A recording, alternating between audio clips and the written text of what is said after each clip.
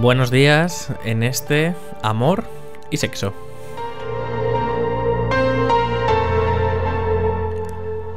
...15 de febrero, después de Los Enamorados.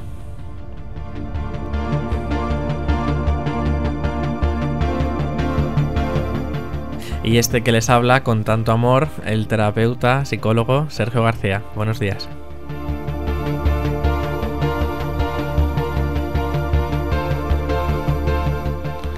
Y como no, Pedro Miguel Bordonado, ¿cómo estás?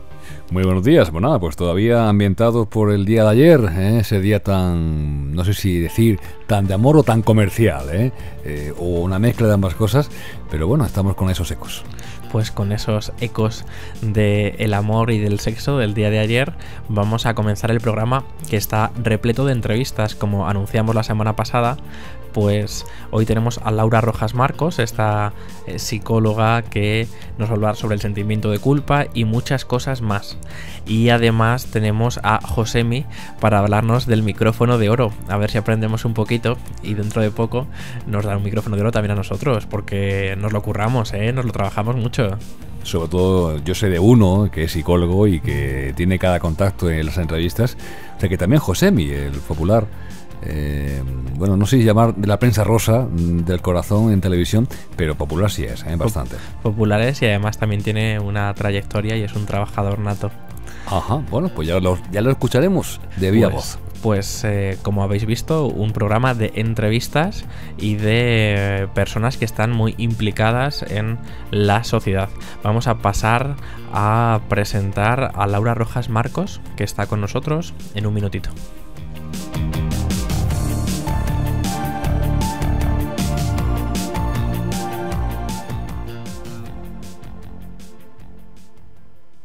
Y tenemos al teléfono a nuestra entrevistada, que es Laura Rojas Marcos, nacida en Nueva York en 1970, que se traslada a Sevilla posteriormente, y vamos a hablar con ella ya que después de estudiar en la Universidad de la Sorbona de París, regresa a Nueva York, donde se licencia en psicología y también cursa máster en psicología por la Universidad Albert Einstein en Yeshiva. Trabaja en Hospital de Bellevue, no sé si lo pronuncio bien, ahora que me lo diga ella, también en Nueva York, y además atiende en los atentados de las Torres Gemelas. Ahí es voluntaria y apoya en la Cruz Roja y colabora con el Proyecto Libertad, un programa creado por el gobierno federal estadounidense para ofrecer asistencia psicológica a las víctimas del atentado del 11S.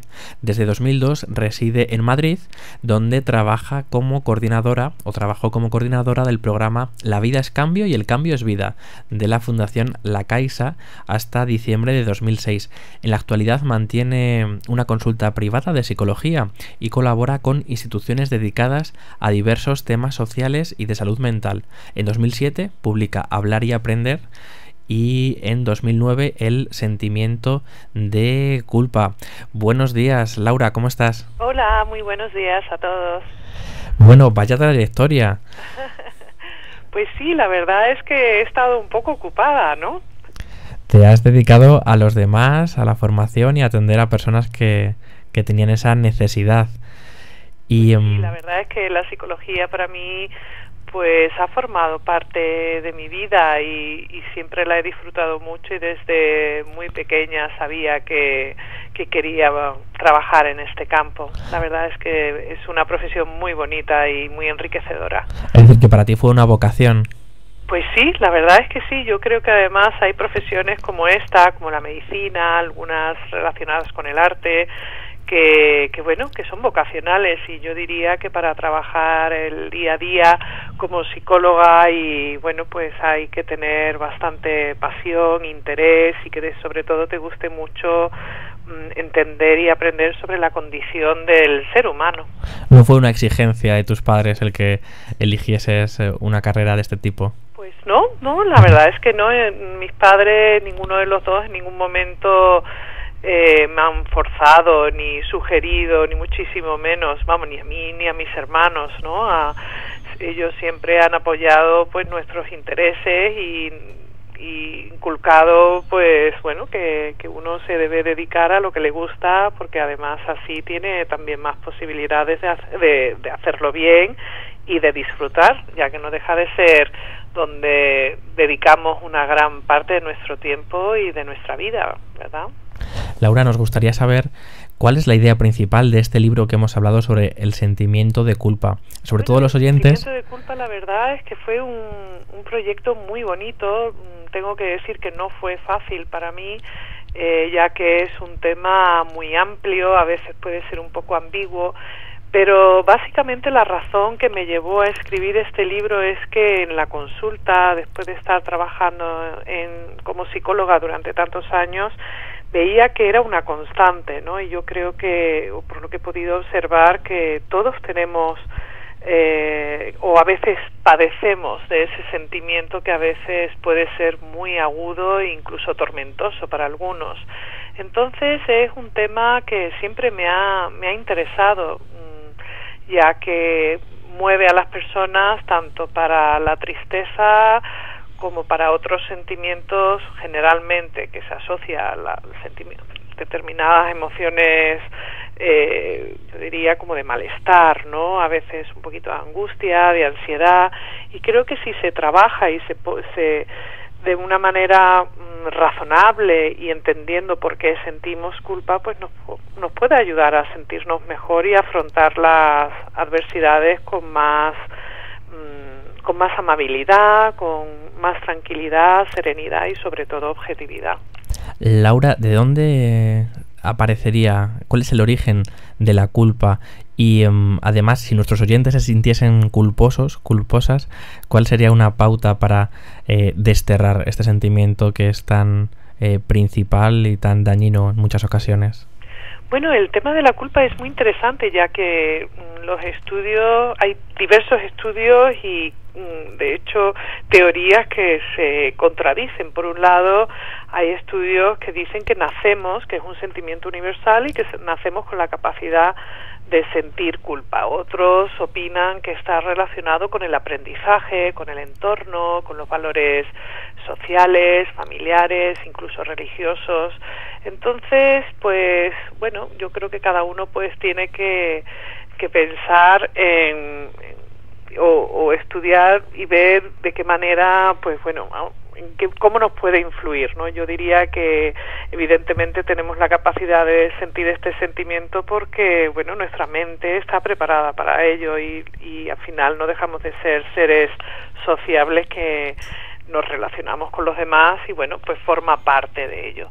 Por otro lado, creo que para poder abordar este sentimiento ante todo, y lo primero que uno debe hacer es evaluar y pensar cuáles son las razones por las que uno se siente culpable, ya que hay personas que pueden sentirse culpables por razones lo que se consideran reales y otras falsas, ¿no? ¿Cuáles serían las reales? Pues si yo hago algo que hace daño a otra persona, por ejemplo, y me siento culpable, pues sería algo real y razonable. ¿Qué sería la culpa falsa? Pues que uno se sienta culpable por cosas que realmente no es responsable. Por ejemplo, una persona que ha sido agredida o violada no es culpable de sus actos. Sin ir a tanto extremo, por ejemplo, hay niños que después de que sus padres se hayan separado o después de ver que sus padres discuten, se sienten culpables y responsables de la ruptura o incluso del enfrentamiento y bueno, pues los niños no son responsables de eso, ¿no? Son los adultos. Entonces, ante todo hay que evaluar y analizar cuáles son las razones que nos llevan a tener este sentimiento tan intenso en muchas ocasiones. Pero tampoco me gustaría decir que es un sentimiento del todo negativo, ya que al fin y al cabo también es lo que algunos llaman un guardián de la conducta. A veces el sentimiento de culpa nos ayuda a controlar nuestros impulsos, o sea que no es del todo malo, ¿no? Entonces, en ocasiones tenemos que convivir con él, ¿no? Y puede ser ese guardián que decías de la conducta. Pues sí, es un guardián, es también como metafóricamente como un termómetro, ¿no? Que también nos nos da información sobre nuestra conducta, sobre la manera en la que nos relacionamos con los demás, si tenemos una capacidad o no para sentir empatía hacia las personas de nuestro alrededor, es decir, ponernos en su lugar, ¿no? Podemos sentir la pena o la alegría de otra persona. Eso es empatía y es un valor muy importante en las relaciones, y yo diría incluso que como ser humano. Otro de tus libros se llama Hablar y aprender. ¿Qué te lleva a remarcar estas dos palabras? ¿Se aprende hablando?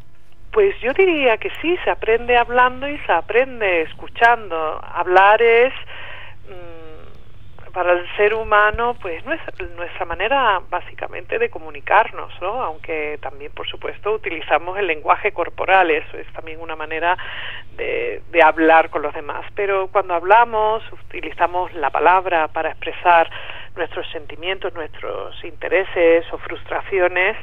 No solamente aprendemos en base a nuestros pensamientos, sino también escuchando a otras personas, ¿no? Entonces, yo creo que, y también algo que veo en mi consulta, ¿no? O sea, parte de los fundamentos de la psicología clínica, terapéutica, psicoterapéutica, es el hablar, el intentar comprender por qué uno siente o hace lo que hace, y bueno, también qué cosas puede uno cambiar ante sentimientos de frustración o indefensión.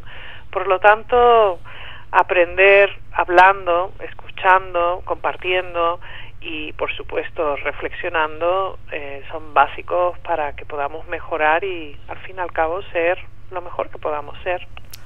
Respecto a tu experiencia en crisis, en el 11S, en una sociedad con gran diversidad cultural a la hora de atenderles, ¿qué sucede cuando fuiste voluntaria para la Cruz Roja en este momento? Las urgencias psíquicas que se presentaban, ¿cómo se atendían? ¿El sufrimiento universaliza la atención psicológica o, sin embargo, hay diferencias a la hora de realizar esta intervención profesional, incluso en la crisis?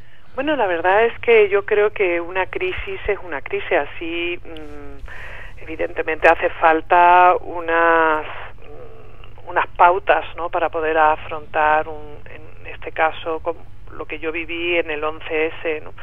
Pero yo diría que por lo que pude observar y después pensar y lo que aprendí después con los años es que muchas personas en ese caso padecieron muchísimos miedos, ansiedad, por supuesto el dolor a la pérdida. Yo creo que todos los que estuvimos allí o vivíamos allí hemos perdido a alguien, ¿no? Además de no solamente a personas, que eso es al fin y al cabo una situación muy trágica, lo que es perder a seres queridos, pero también la forma, ¿no? Entonces, ante esta crisis en particular, los terapeutas tuvimos que trabajar mucho el miedo, tuvimos que trabajar mucho determinadas fobias que se desarrollaron con el tiempo, la ansiedad y por supuesto la pérdida. ¿Hay emociones que son universales o siempre están pasadas por un filtro cultural? Y no sé si hay estudios que se decanten por una u otra hipótesis. Pues sí, vamos, o sea, en cuanto a estudios, hay muchísimos estudios que hablan sobre las emociones, los sentimientos y cómo influye los valores culturales, la sociedad en la que vivimos, ¿no? Eso sí, hay sentimientos que son universales, como puede ser el miedo, el asco o incluso la alegría. También habría que destacar que cada ser humano, cada persona, vivimos pues la alegría o los miedos por razones diferentes o tienen también una trayectoria en nuestra vida diferente, ¿no? Una persona, por ejemplo, que haya vivido desde muy pequeño en una situación muy violenta, pues va a hablar del miedo y de lo que eso significa, o de la ansiedad, o va a vivir en un estado de ansiedad diferente a una persona que no haya vivido eso, ¿no? Pero sentimientos como el miedo, por supuesto, es una de las emociones universales, ¿no? Muchísimo